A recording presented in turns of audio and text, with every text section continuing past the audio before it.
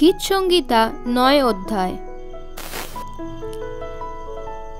আমি সর্বান্তঃকরণে সদাপ্রভু স্তব করিব, তোমার সমস্ত আশ্চর্য ক্রিয়া বর্ণনা করিব। আমি তোমাতে আনন্দ ও উল্লাস করিব, পরাৎপর আমি তোমার নামের প্রশংসা গাহিব। যখন আমার শত্রুগণ ফিরিয়া যায়, তখন তোমার সাক্ষাতে পতিত ও বিনষ্ট হয়। কেননা তুমি আমার বিচার ও বিবাদ নিষ্পন্ন করিয়াছ। তুমি সিংহাসনে বসিয়া ধর্ম বিচার করিয়াছ। তুমি জাতিগণকে ভর্ৎসনাদ করিয়াছ, দুষ্টকে সংহার করিয়াছ। তুমি অনন্তকালের জন্য তাহাদের নাম লোপ করিয়াছ। শত্রুরা শেষ হইয়াছে, চিরতরে উচ্ছন্ন হইয়াছে। তুমি নগর সকল ধ্বংস করিয়াছ, তাহাদের নাম পর্যন্ত লুপ্ত হইয়াছে। কিন্তু সদাপ্রভু চিরকাল সমাসীন থাকিবেন।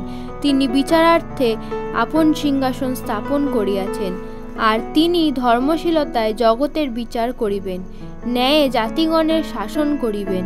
আর সদাপ্রভু হইবেন ক্লিষ্টের জন্য উচ্চ দুর্গ, সংকটের সময় উচ্চ দুর্গ। যাহারা তোমার নাম জানে, তাহারা তোমাতে বিশ্বাস রাখিবে। কেননা হে সদাপ্রভু, তুমি তোমার অন্বেষণকারীদিগকে পরিত্যাগ করো নাই।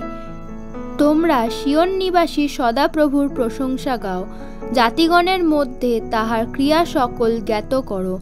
কেননা যিনি রক্তপাতের অনুসন্ধান করেন, তিনি নিহতদিগকে স্মরণ করেন, তিনি দুঃখীদের ক্রন্দন ভুলিয়া যান না। হে সদাপ্রভু, আমার প্রতি কৃপা করো।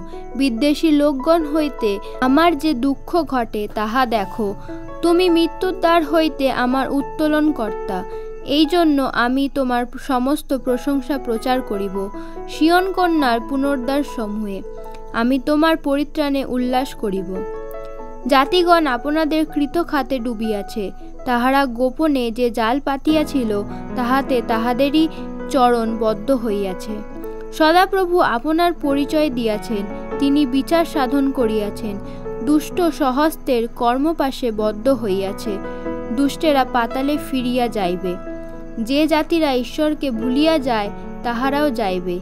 কারণ দরিদ্র নিহত বিস্মিত প্রাপ্ত থাকিবে না, দুঃখীদের আশা চিরতরে বিনষ্ট হইবে না। হে সদাপ্রভু, ওঠো, মর্ত্য প্রবল না হোক, তোমার সাক্ষাতে জাতিগণ বিচারিত হোক। হে সদাপ্রভু, তাহাদিগকে ভয় প্রদর্শন করো, জাতিগণ জানুক যে তাহারা মর্ত্য মাত্র। আমেন।